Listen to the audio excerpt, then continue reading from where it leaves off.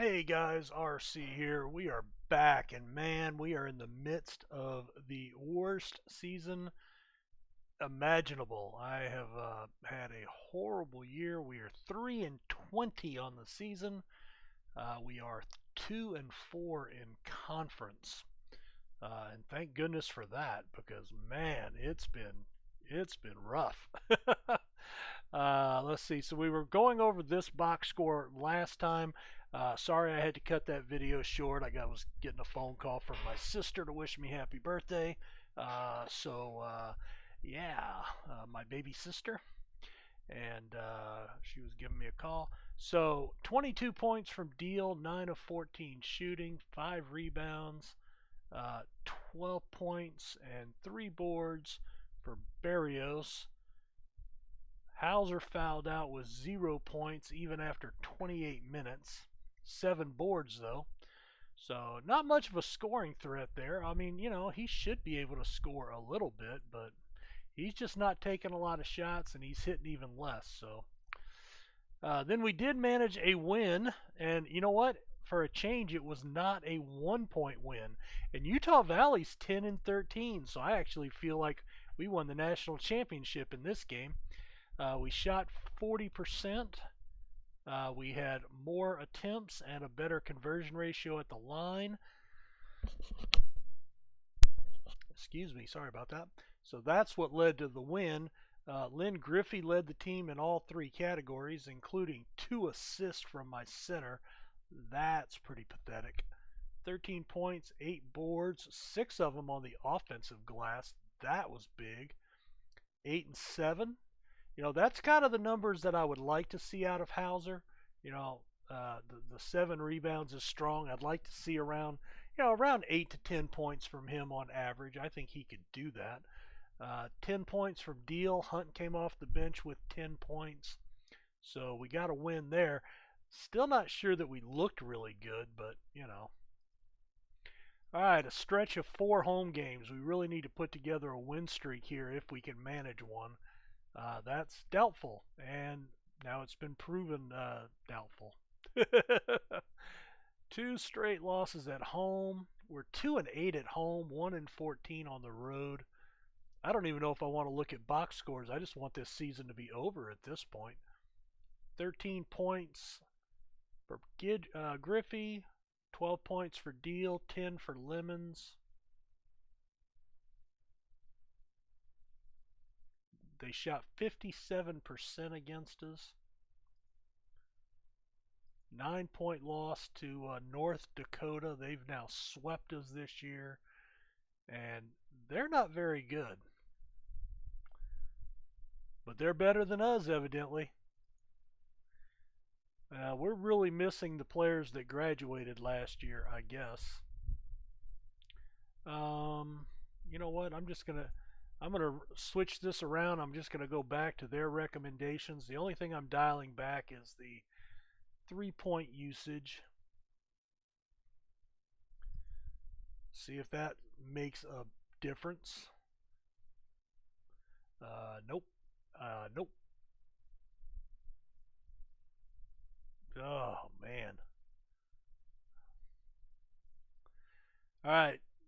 Well, maybe we'll get some good news in recruiting. Of course, I don't think I would come play for me if the team that was looking at me was in the midst of a 3-24 season. Let's see. Oh, you know what? I did not evaluate him. I guess, you know what? It really doesn't matter. I need to land him, so let's go with the head coach visit there.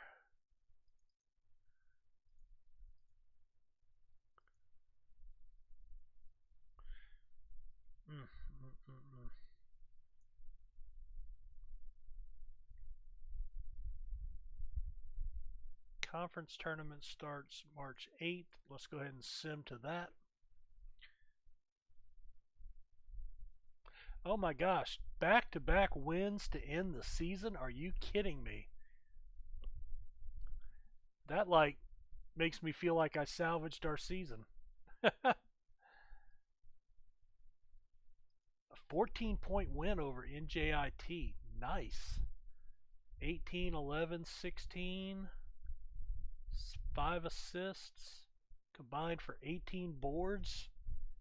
10 of them on the offensive end. I like that.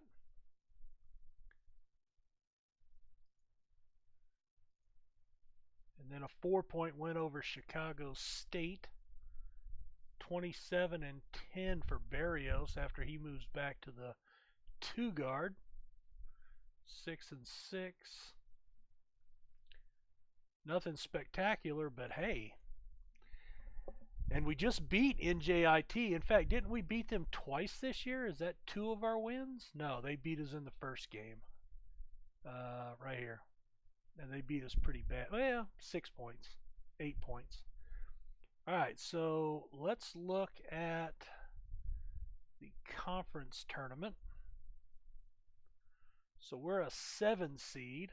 So yeah, I think we do.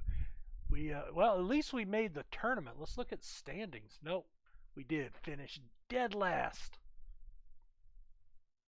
But we were only 4 games out of the lead, man. 4 games. That's all. All right, we lose. It thankfully ends our season. 15 points for Barrios, 10 for Hauser. He actually has a 10 and 8 game. Griffey fouled out. Let's take a look real quick at our roster and see who we're losing. Nobody. We've got a relatively young lineup. These are all sophomores starting for us. Charles Dahl and Emery Baker. Yeah, so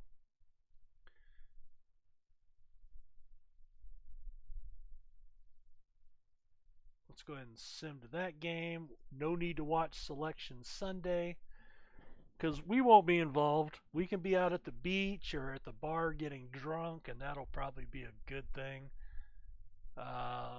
We can take a look at the tournament brackets. Xavier got a 1 seed. Oklahoma a 2 out west. Kansas, St. Louis with a 2 seed. Wow, in the Midwest. Maryland and Tennessee in the South. Syracuse and Arizona. Arizona having to make the run out east for that regional. Interesting. All right, well, we're going to sim the rest of the month. We're just going to kind of blow through this here.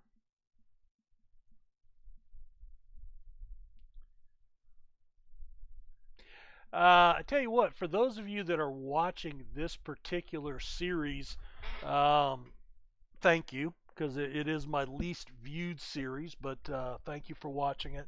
Let me know, but I'm playing it more so for myself because I'm actually in an online league and I'm actually trying to understand some more about the game to where I can be better in my online league is my goal.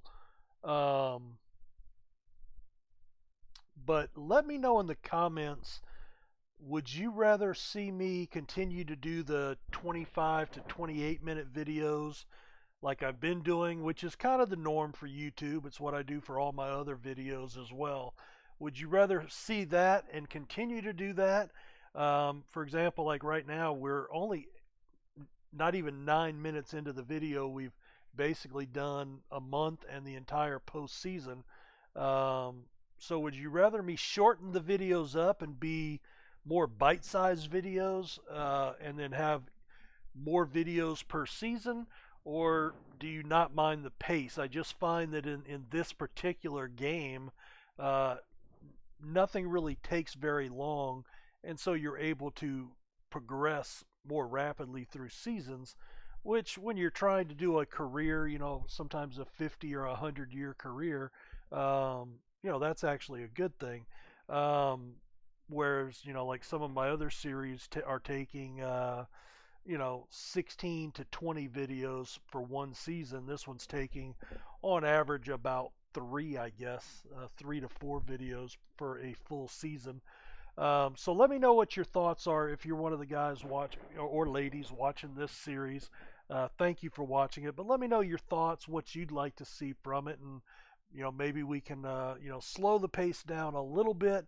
But again, I'm playing it, actually trying to play a lot Um, in order to try to get better at it again, because I'm in an online league that uses this game. And luckily, I have not gone 5-25. I am sure I will not have high approval after this season. Let's take a look at the tournaments here. So over in the West, wow, really upsets. Number 6 Illinois, number 8 Texas advance. That's interesting. Illinois beat North Carolina and then got past Tulsa, who was the Cinderella in this bracket. And then Texas got past Xavier, knocking out the number 1 seed, and then taking out a 5 seed in Duke. So Illinois advances to the Final Four out of the West. Kansas is chalk, advancing out of the Midwest. Louisville was Cinderella, getting past, let's see, UTEP, and then knocking off St. Louis, and then taking out Utah State, who had gotten past Michigan State. So that'll take one bracket, and then chalk again with Maryland making it, but getting knocked off in an upset by UAB, who will be that'll be a Cinderella seed in the Final Four, a number 7 seed. Not horribly, but they've knocked off a 10 seed, a 2 seed, and then an 11 seed, George Mason, who was the Cinderella in that bracket. Maryland, of course, getting knocked out. And then Syracuse loses to Kentucky. That was pretty chalk. I mean, you had Pittsburgh got past Arizona, and then Kentucky was able to beat them. So, a 1-3 matchup, that's to be expected. So your finals are going to be, and of course, that's how it's going to work out. Your two better teams have to face each other, and the two dark horses are going to face each other. So at least one of the Cinderella teams will make not a Cinderella, but one of the lower seeded teams will make the final instead of Kentucky getting one and Kansas getting the other, and possibly having a Kansas Kentucky final. Isn't that usually how that works out? All right, let's go ahead and knock this out.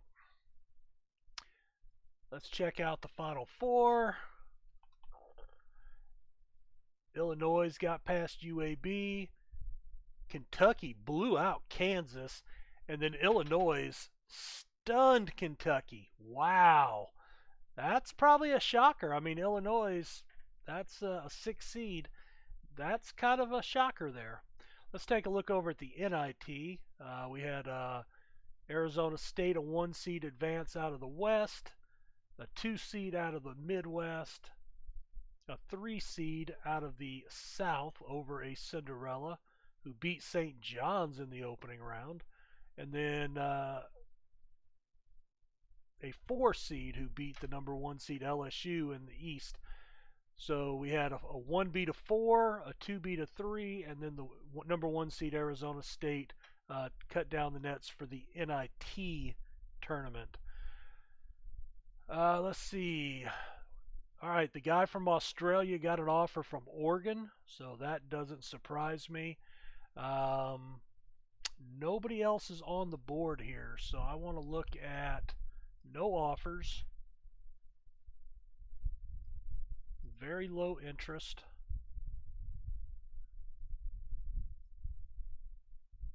You know what? I'm gonna make an offer to you. Don't know what good it'll do, but we will see. All right, so let's see. Let's take a look at our roster real quick. So again, we are losing 2 seniors, Baker and Dahl.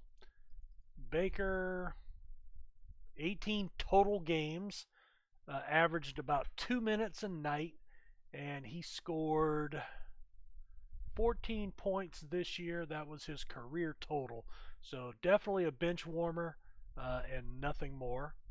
Dahl, he actually started 20 games my first year at the point, and then won his second year, and then none this year, and his minutes significantly reduced. He ends up with 387 points, 21 starts in 82 games, a minus 214 for his career. So we're kind of happy those guys are gone. We've got these redshirt JUCOs that we recruited this past year. I don't know if anything will if they'll transpire into anything. We can hope. They'll give us a little bit of mid-length on the court. We certainly are on the short side at the guards. A couple of 5'10 guys. And I mean 6'10, that's our length. So I mean we really need to bulk up on the length. All right, well let's end the season, see what happens. We've got the one guy that we might get. If not, usually it'll assign a walk-on. And yeah, he declined the scholarship offer, going to Georgia.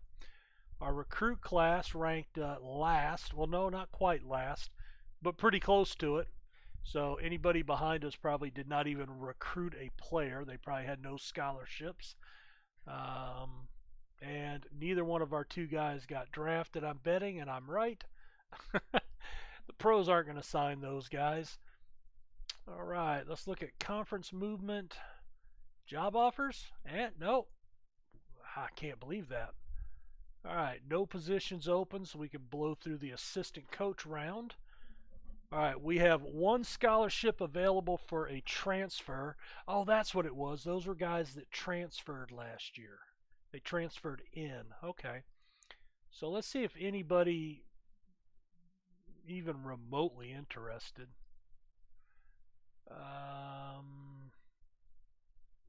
Yeah, I'm not interested.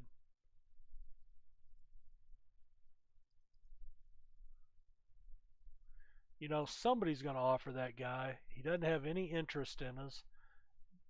So let's maybe look at. Now, this guy went to TCU. We're in Houston.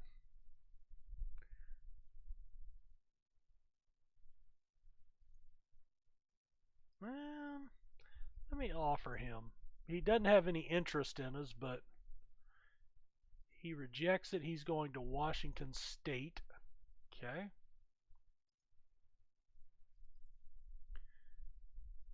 No.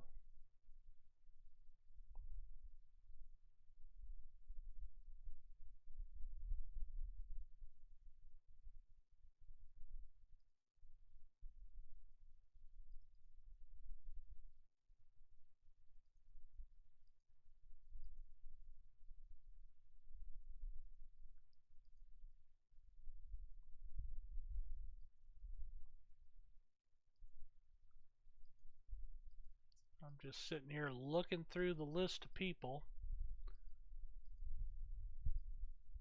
Oh, what about him? I like him.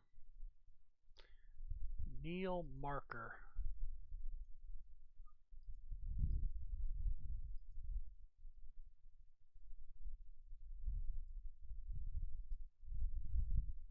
All right, so he actually has interest in us now, and we've offered him. So maybe we'll get him. And he accepts the transfer. So he's a small forward from New Orleans, and he will transfer to HBU. Awesome. He actually looks like he might have some upside. All right, we have 8 openings in our non-conference schedule. I tell you what, we're at 19 minutes. The scheduling is not much fun, so we'll put a cut in here. No reason for you guys to sit through 5 minutes of this. So we'll just cut the video short here early, and we'll pick up at the beginning of the following season. It'll be season number 4. Also, you can see, taking a look, we are now average on our hot seat, so it has gone down. We're 31 and 61 lifetime, and so we're back to average after actually being up to a good status after last season, the previous season. So thanks for watching. We'll be back with season 4, and we'll see you next time. Thanks a lot. Take care.